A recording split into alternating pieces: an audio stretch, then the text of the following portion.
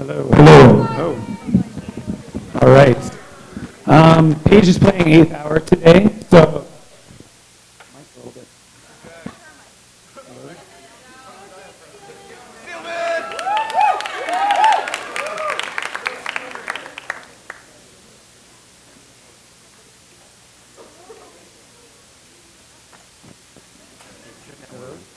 Turn wireless on. Wireless one. Hello. Yes. I'm gonna walk over here. I'm gonna work the room a little bit. So I have some good news and some bad news. Johnny, you're gonna help me out. You won't see him helping me out, but just trust that he is. The bad news. We start with the bad news because then we'll lift you up with the good. Thanks, Beck. All right. The bad news is that our scheduled guest, Daphne Willis, is not here. So that sucks. She had 3 flights canceled on her. She's in Nashville right now. She called me at 5:30 this morning and said her most recent flight was again canceled. So she really is broken up about not being here. So if you are an underclassman, hopefully you'll get to see her in future years. We've really wanted to, we're going to want to bring her back. So maybe I'll take a picture of you guys like waving to her, and then I can tweet it out to her, and she'll cry. I don't know. So I'm gonna do that right now. So, panorama? Just wait by the auditorium doors. You'll see.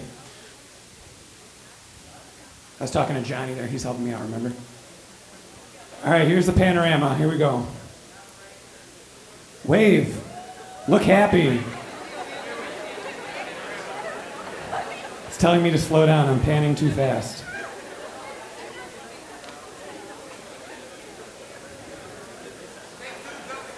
Take 2. All right. Trust me that it looks good. I don't need to take 2. All right. So there was somebody who I ran into earlier, and she's like, Daphne's not here. I have some poetry that I could read that could help you guys out. And we're like, that would be fantastic. Her name is Sierra DeMulder. Come on up.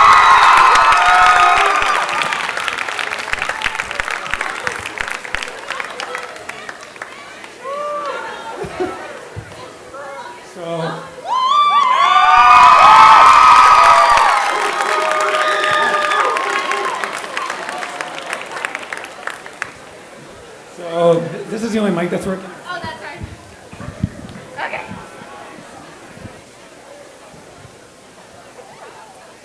What's up, everybody? I love your hair. Thank you.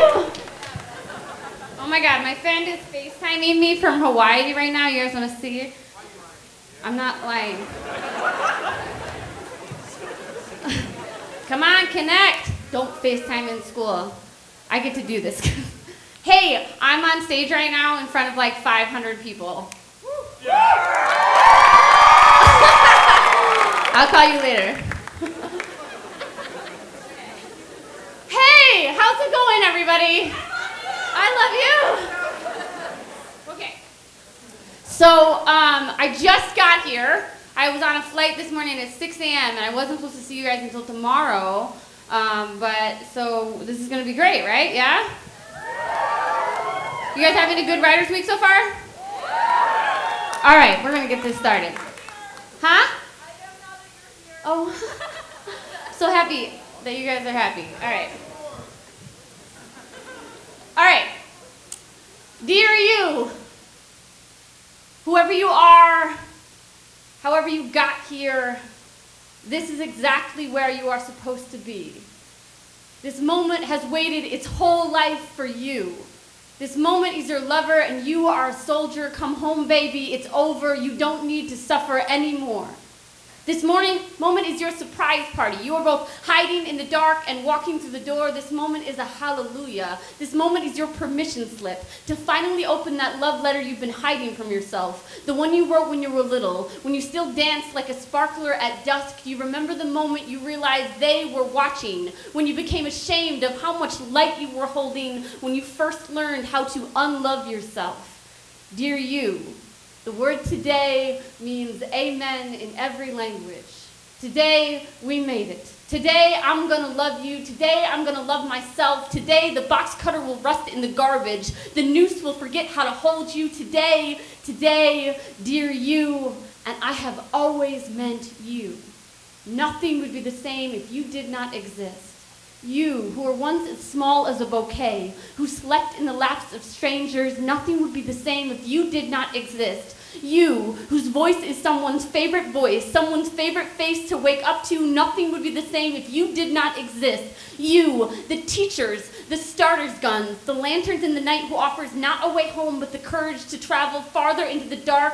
You, the lover, who worships the taste of her body, who is the largest tree ring in his heart, who does not let fear ration your love. You, the friend, the sacred chorus of how can I help? You, who have felt more numb than holy, more cracked than mosaic, who've known the tiles of a bathroom by heart, who've forgotten what makes you worth it. You, the forgiven, the forgiver, who belongs right here in this moment. You, this clump of cells, this happy explosion that happened to start breathing by the grace of whatever is up there. You got here. You made it this whole way, through the nights that swallowed you whole, the mornings that arrived in pieces, the scabs, the gravel, the doubt, the hurt. The hurt is over today. You made it. You made it. You made it here. Thank you.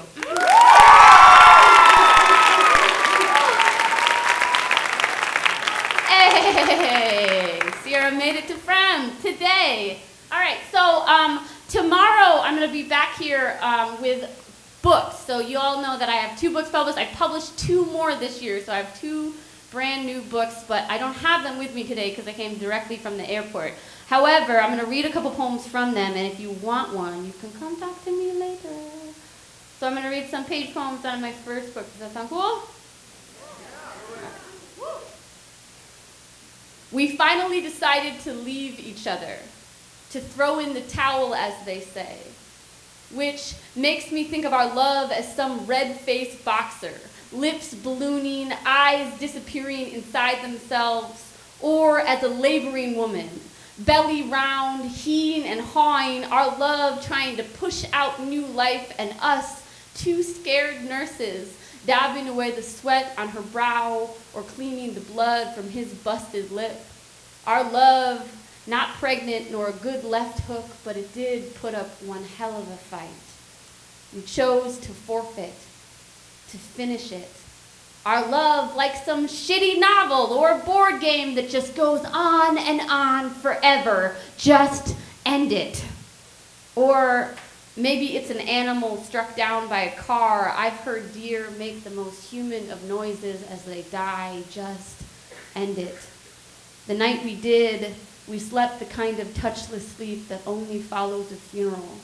I woke midday to the sound of stillness, nothing, and knew where our love lives now, our bodies refusing to rouse to a world bled of it. Some part of us must have wanted to stay there, in the in-between, where the baby isn't a stillborn, where the deer runs off into the meadow, where the boxer just gets up, punch after punch, and the rounds go on forever. Thank you.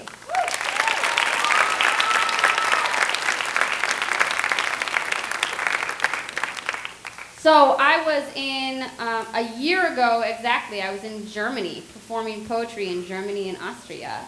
And I think last year I came to Writers Week like 2 days after I got back, and so I was all messed up from my, what's the thing called? Time change? Jet lag, time travel, whatever. Okay. All right, so this is a true story that happened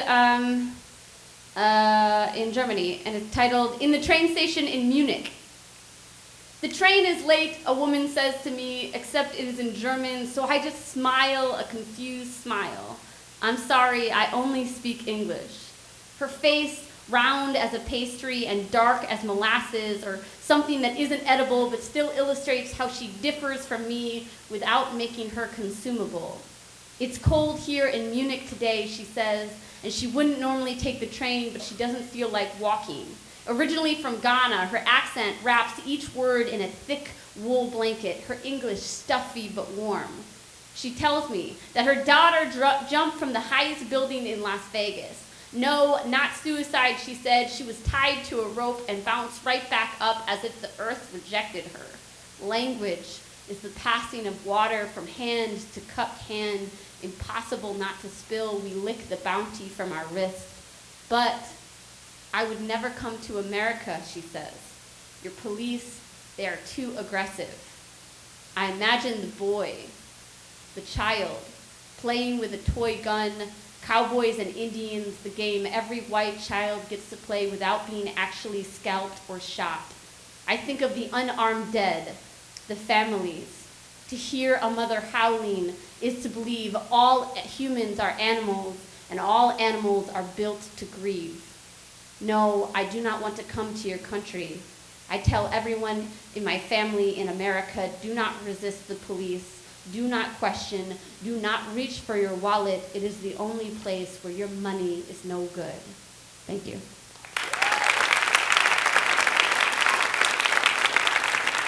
Okay, so I've had this ridiculous poem for a couple years, and I haven't performed it here because I didn't think it was appropriate. But I think it is. And I took out any bad words. So this is, you guys with me? Okay. So, y'all ever heard of what do you think like a response poem is? Pretty self-explanatory. So I respond to something in the world, maybe like a poem or something like that. So, this is a response poem to your poem, random person in the world, about how buying tampons for your daughter is terrifying, but you do it because you love her.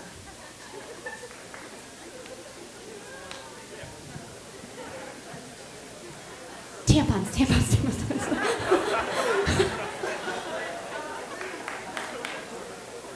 All right, you ready?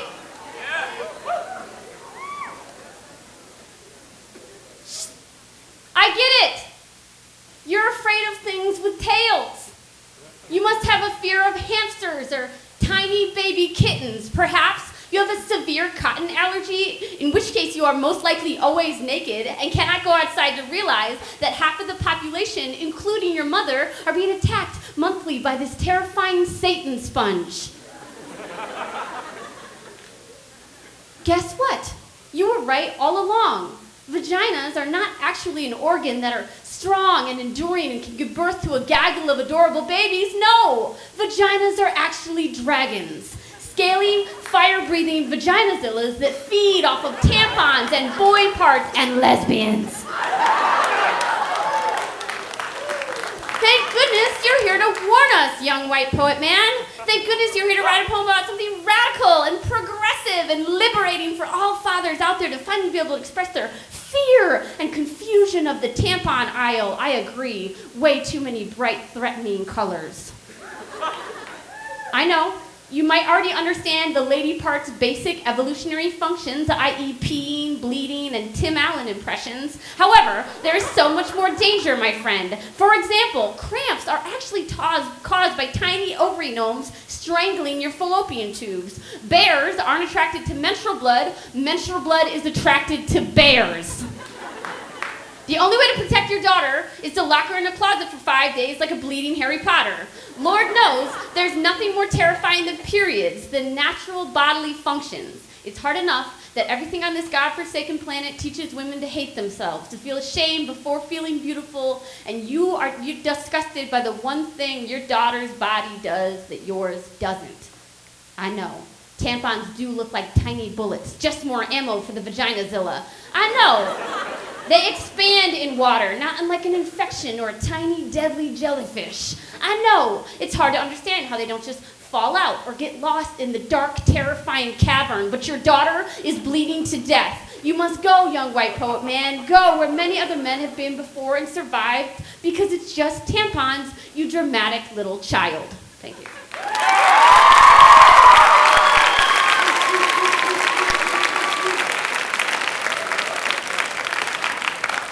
Please don't fire me. All right. So, this next piece, y'all know I write a lot about myself and my experiences, and because I'm an artist. And I write a lot about my family, and they love that. But I think that I can truly say to you that I've learned the most about myself being someone's support system, like being the person that they turn to. And I write a lot about my own healing and my own struggles, but I didn't know who I truly was until I helped someone else heal. So this poem is dedicated to my sister, but it's also dedicated to those who are healing and those who are supporting the healing. Little backstory, this poem's from my sister, and I tried to include a lot of imagery from our childhood. We grew up in upstate New York. I was raised by hippies. My middle name is Fawn, if that gives you an essence of my childhood. And I didn't drink soda until I was like 15. So I tried to include some imagery from upstate New York, and then it's also prefaced by a Richard Sykin line, which is, the landscape after cruelty, which is, of course, a garden.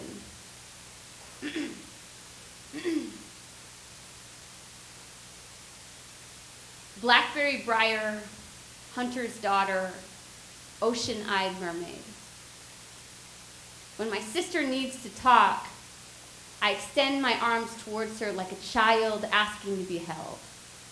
I turn my palms upward as if donating blood and let her empty the contents of her day on me. Her words file out, orderly at first, and then a swarm, spilling over me like the soft swell of a mushroom cloud until I do not remember where I begin and her need ends.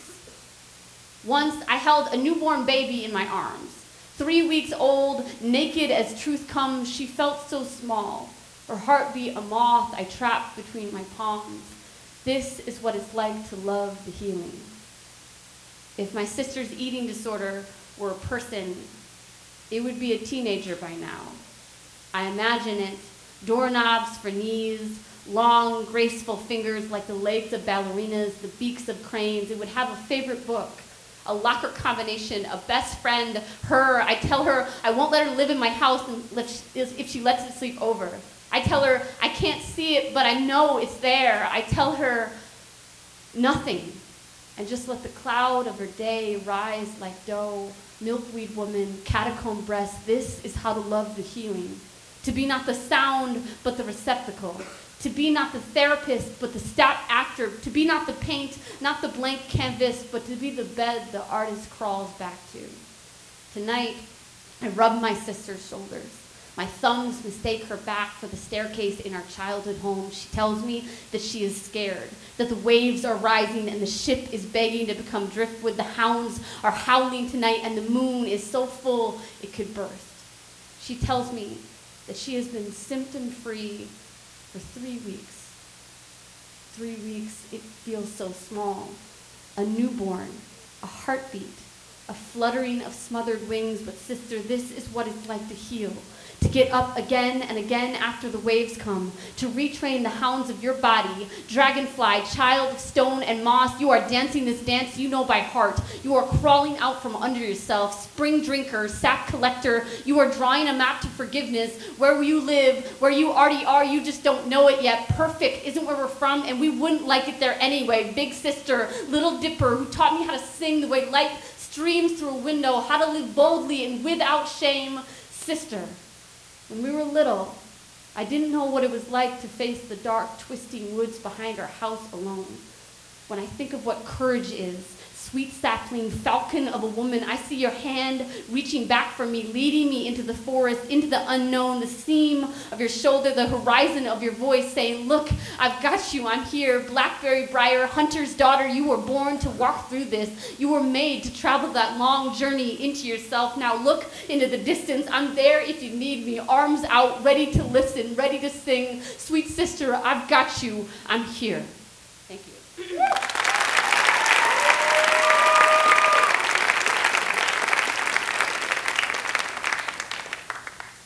All right, so about a year and a half ago, I lost my grandfather to dementia. And a couple things. One, he was a storyteller. He was actually like a professional storyteller and an English major, and he was very long-winded. I think that's where I get it from. And he wrote and self-published an autobiography. And as a teenager, when we were all given these books for a present, I was like, oh, cool, thanks, Grandpa, like a book, but I thought it was for me then. But what's really interesting is in the last months of his life, where he couldn't remember his wife's face, we were reading to him out of his own story. We were telling him his life. And I think dementia is something that brings humanity to its knees in the things that it exposes to us. In my newest book, Today Means Amen, there are poems before he got sick, there are poems while he was sick, and there's poems after his death. And it's really interesting to have that.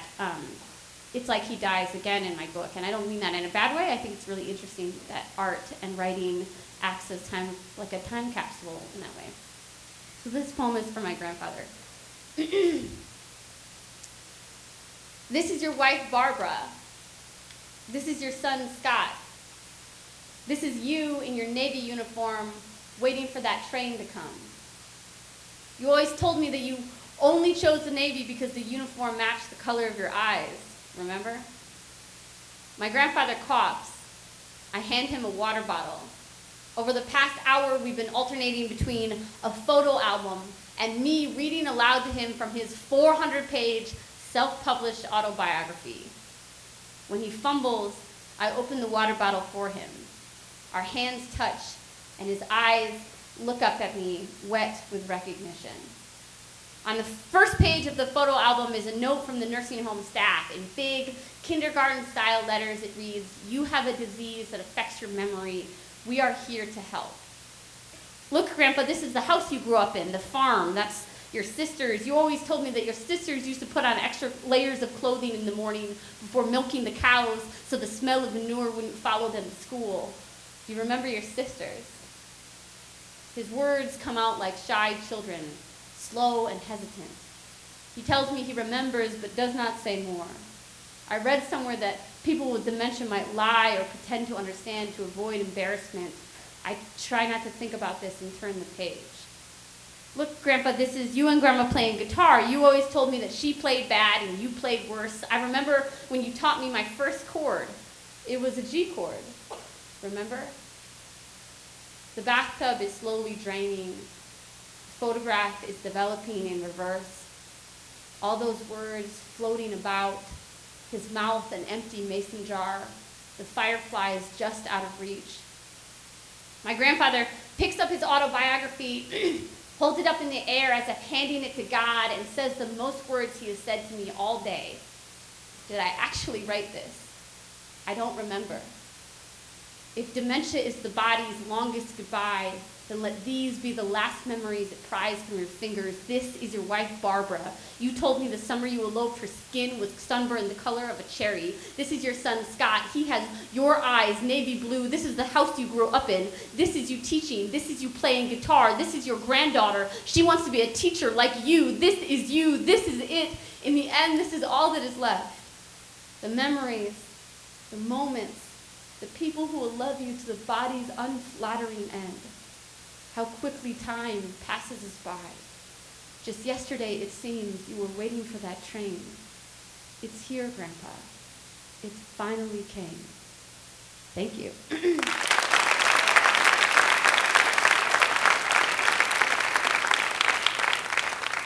All right. So, anybody 2 people. Excellent. No, that's great. So To Write Love in Our Arms is a internationally recognized nonprofit that focuses on suicide prevention, addiction services, counseling, and mental health services. And I've been doing a lot of work with them this past couple years, and I really love it. I love the work that they do. And this past spring, for National Suicide Prevention Awareness Week, I was invited to write a poem with another fantastic poet named Tanya Ingram. And so we did this great collaborative piece in honor of National Suicide Prevention Week. And I'm going to read the piece with you, but I have to credit half of these words are by the fantastic poet Tanya Ingram. I'd love for you to look her up. She's great. So this is just a reminder of why we stay when we might not want to.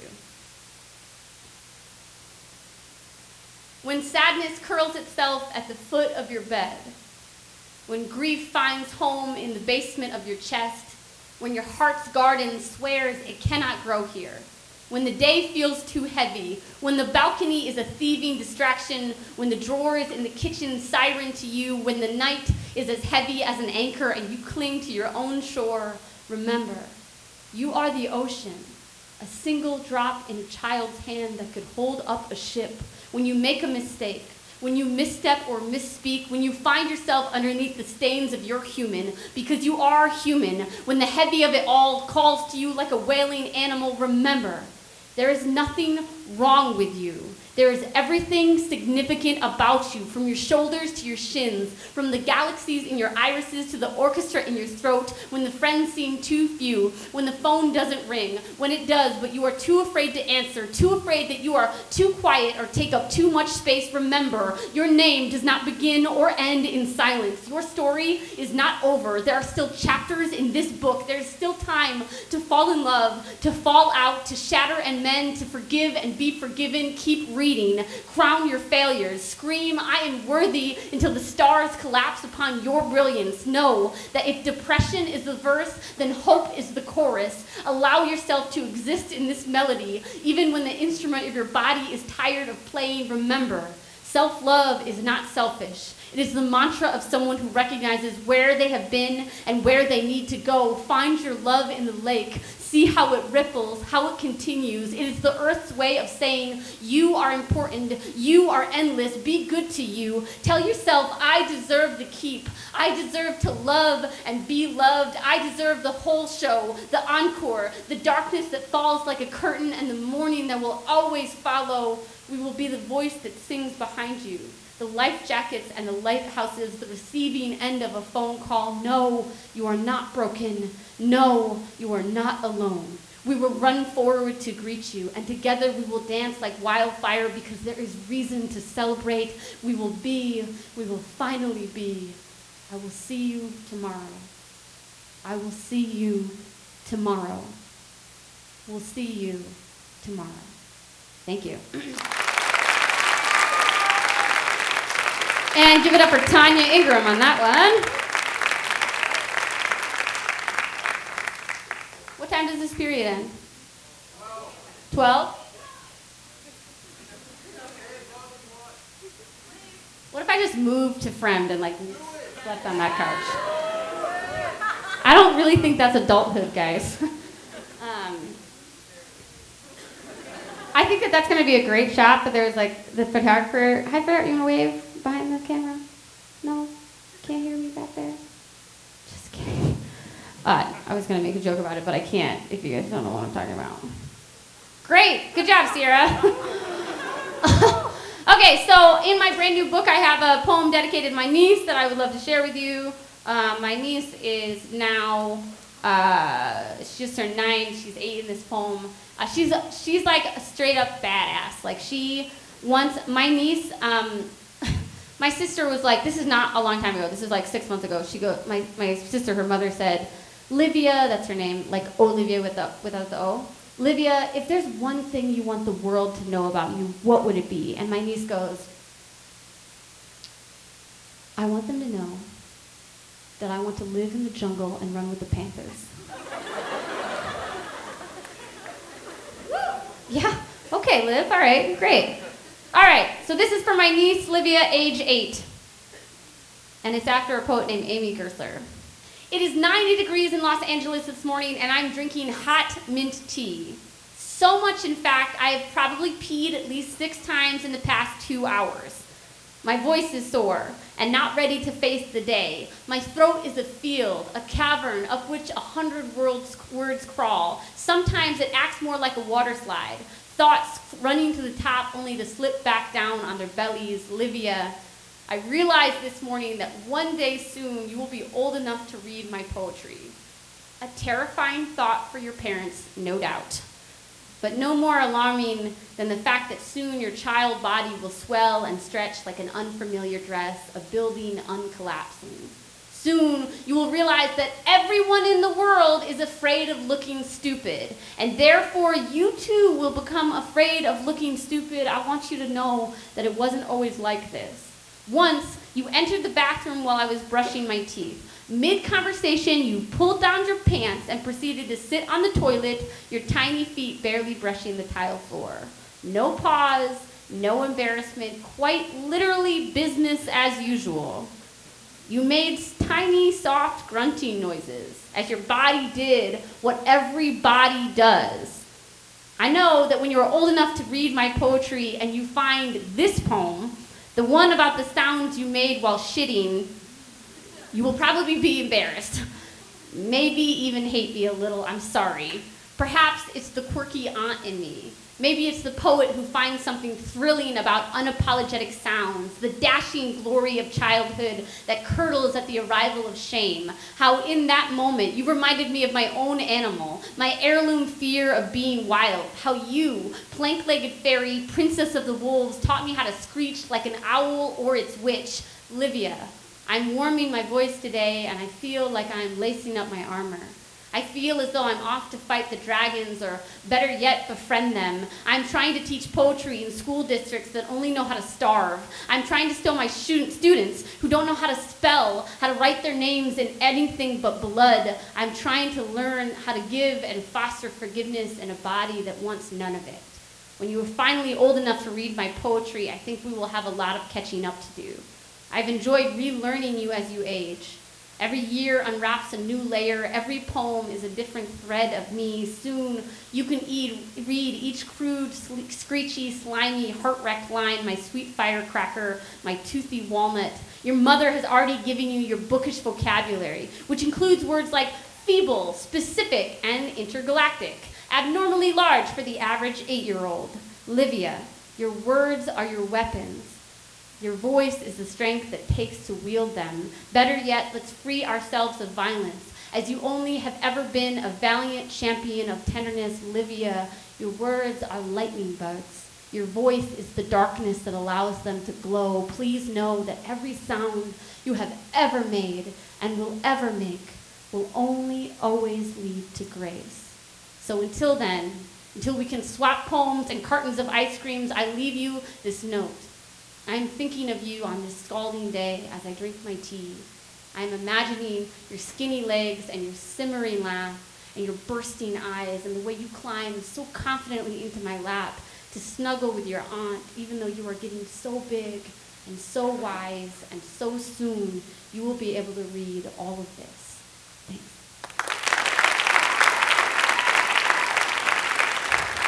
One more and then questions, sound good? All right, you guys, any requests? Ooh, Katy Perry. I've already said vagina once, really. I made my vagina quota, really. I hope the superintendent's here. They always come when I do that poem. Anybody else? No, I'm gonna do Katy Perry tomorrow. How about that? I promise. If you guys come back, I'll do new stuff. All right, my friend Ariel and I worked together in a restaurant. The first 3 weeks of our friendship, the only things I said to her were, "Where the heck is the ketchup?" And "Oh my God, this mop smells like oranges and ass." At the same time. Ariel walks into every room like she is late for something, but she left her give a heck at home. Between shifts, we bond over awesome things like knitting and Ani DeFranco, and I've slowly acquired the following fascinating facts about her life.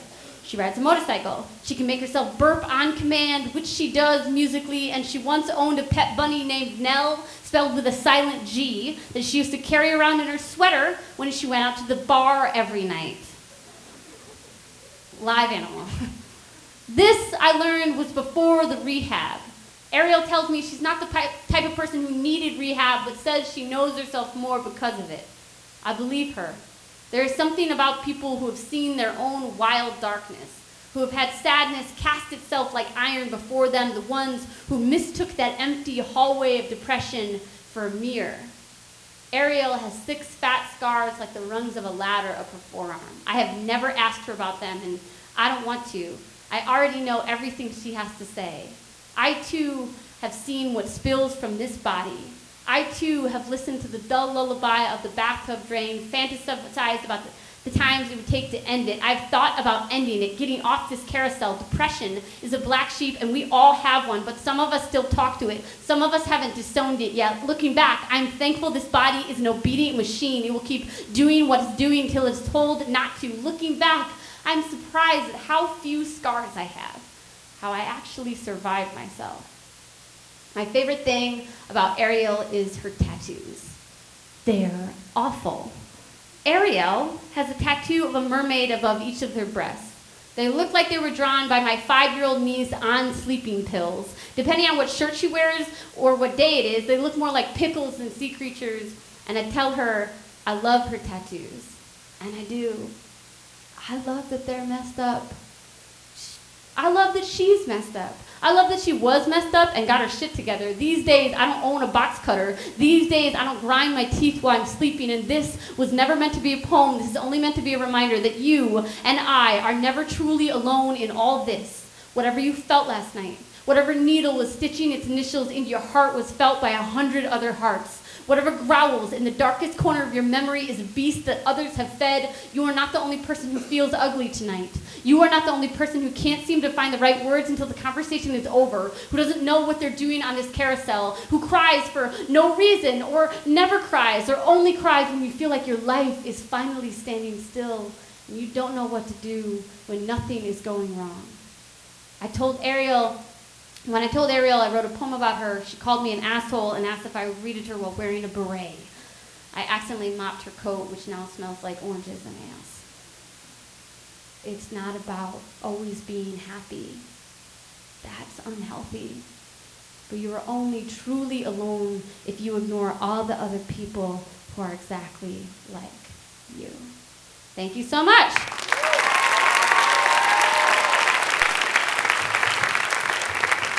Anybody have any questions? Questions? Yes. I went to high school in upstate New York a place called Unitigo. Any more questions? Yes. I was approached by To Write Love in Our Arms. They have supported me because of my first poem, Today Means Amen. They've put that on their platforms and things like that, and so we have a working relationship. I often perform for them, and they approached me and asked me if I wanted to write a poem for them in honor of that week that they could put out. They do a whole campaign during that week, and then I asked Tanya to jump on board with me, and we wrote it together. Just the idea of staying. And was that a hand? Yes. It depends. It takes me anywhere from an hour, a couple hours, to a couple weeks because of the editing process. I write alone in my office or in my bed out loud because I like to think about things the way they sound. And then I write it out, and then I edit it, and then maybe I'll read it to my friends, and they'll give me feedback. It sort of depends on the poem. But I would say write it out first, and then look at it. Get it out. Don't self-edit too much. Does that answer your question? Yeah? Any other questions? Yes. Hey, thanks. You think I should untuck my pants? I was a little self-conscious about that, but tucked in, not rolled up. Okay, great. Thank you. Yes. I started writing in high school, but it was mostly for myself in my journal. I was a painter back then, and then I discovered poetry, specifically spoken word, that poetry didn't have to be in a form or anything. And then that shifted all of my creative energy. So I've been doing this, I'm 29, I'll be 30 in June. And so I say I've been probably writing for 10 years. When was the last time I punched someone in the face? I'm going to take a poll from the audience. When do you think the last time I punched somebody in the face was?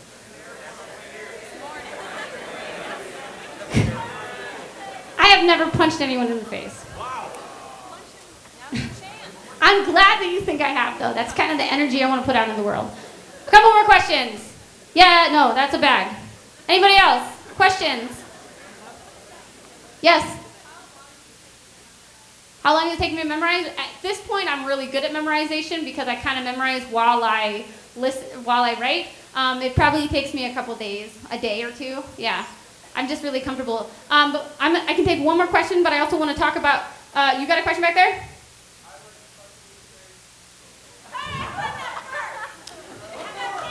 All right, I want to say one more thing. If you want, I'll get you in a second. If you like spoken word, if you've never written a poem, but you like what I do, I run a high school, hey friends, I run a high school summer camp for poetry, for writers, and if you're interested in it, come talk to me. I'll give you some more information. Where is the last question back there? Right here. Go ahead, sir. Will you go to prom with me? Can I wear the tux?